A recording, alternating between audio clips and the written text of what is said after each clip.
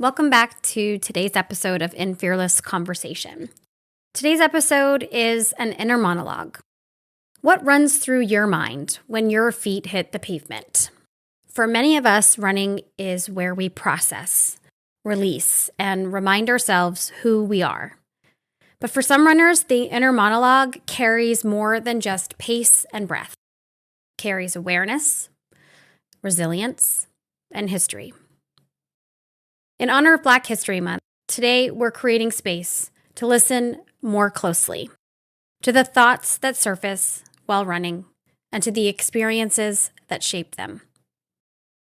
In this episode, we're joined by Tanisha Tate, a 261 Fearless coach and ambassador from Club New England. Tanisha shares her personal stream of thoughts as a runner, what it feels like to move through the world, through her community, and through the miles as a Black woman. This conversation isn't about getting answers or coming to conclusions. It's about listening. It's about acknowledging the mental load, the strength, and the moments of joy and struggle that live inside the run. Let's step into Tanisha's inner monologue.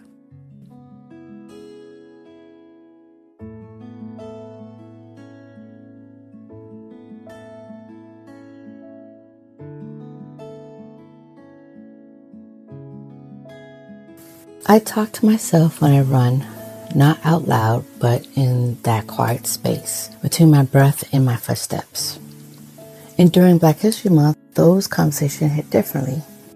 I notice how my body shows up before I do a Black woman running in public, taking space. Some days I feel powerful, like my ancestors are pacing me. Other days I feel exposed, watched, like I have to be strong and careful at the same time. When I run, I'm not just running miles, I'm running through history, through expectations, through stories that once told women like me we weren't meant to move freely, rest freely, or choose ourselves. Running didn't come to me easily. I didn't grow up calling myself a runner. I came to it when I needed to breathe again.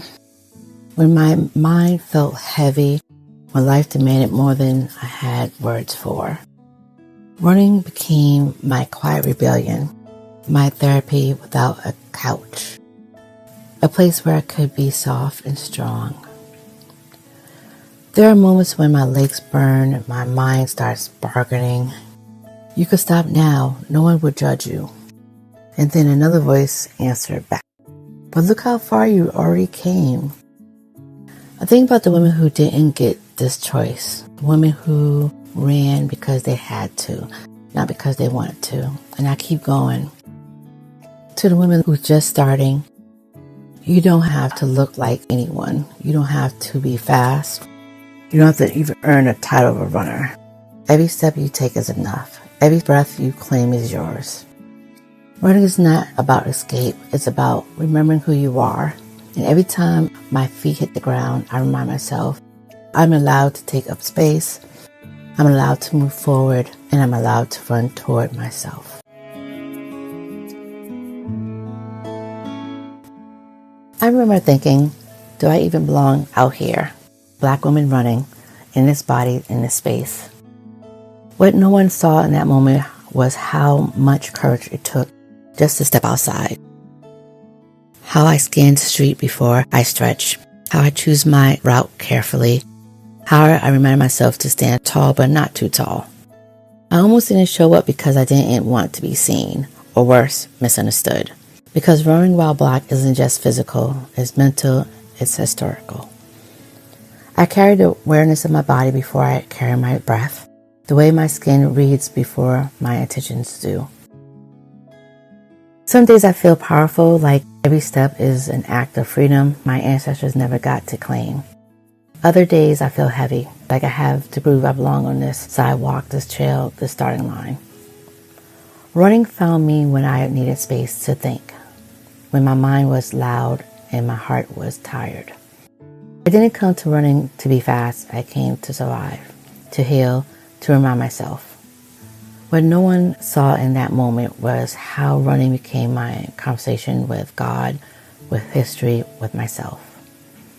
When my legs burn and my thoughts get loud, I think about the women who came before me, the women who ran for their lives, the women who carried whole worlds on their back.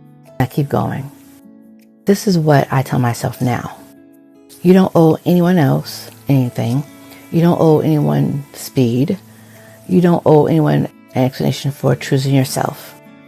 To the Black women listening who just beginning, you don't have to look like a runner to be one. You don't have to shrink your joy or soften your strength. Every step you take is resilience. Every mile is a reminder. When I run, I'm not running away. I'm running toward freedom, toward healing, toward the woman I'm becoming. And every time my feet hit the ground, I remind myself, I belong here. My body is worthy. My movements matter.